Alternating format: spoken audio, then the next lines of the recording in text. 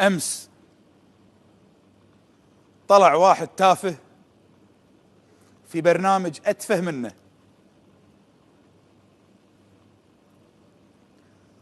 وقال له كلمة في الشيخ طلال الفهد، كلمة يجب أن أتوقف عندها. قال إن يا طلال ويا أحمد ترى ريحتكم فاحت وحلوا المشكل وخلصونا بطريقته. طبعا هو يتهزز لأنه متعود على الطيران، متعود على الطقطقة.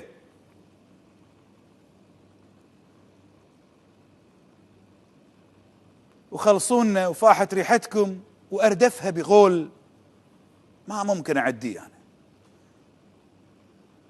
احمدوا ربكم انكم مو في الوسط الرياضي السعودي. صدقك انت نسيت عطني ابو اثنين، نسيت سلطان بن فهد ايش سوى بالتليفون، نسيت اذكرك برئيس نادي النصر الراحل رحمه الله عليه ايش كان يسوي فيكم بالصحافه. الكلام مو معاك، انت بالنهايه كومبارس، تأدي دورك وتروح البيت. الكلام مو لوليد الفراج، لا، لوليد الابراهيم شيخك، الشيخ وليد الابراهيم مالك الام بي سي. اسمعني وافهمني واقرأ ما بين كلماتي. يا وليد يا ابن ابراهيم، نحن من علمناك ألف باء الإعلام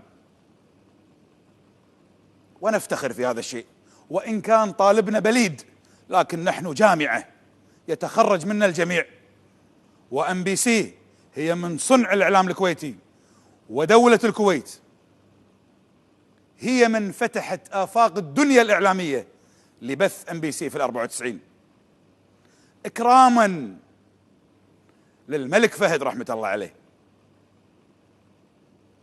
وإجلالا له لما لهذا الشخص من مكانة في قلوبنا وقلوب قيادتنا السياسية.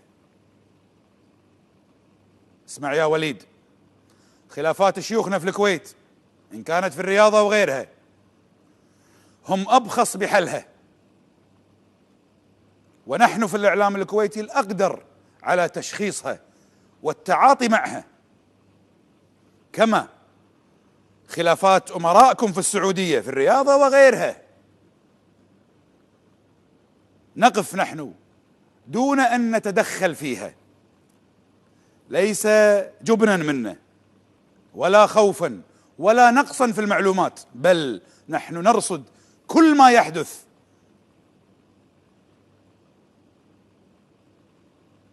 ولكن نحترم خصوصية الدول ولا نتدخل في أمر يخص أسر حاكمة فيها. احنا هالشكل مدرستنا علمتنا أن نحترم الآخرين ونصوبهم إن حادوا عن درب الصواب، فإن عدت لها عدت يا وليد يا إبراهيم. ترى الحشيمة ملك، الحشيمة حق الملك سلمان فقط.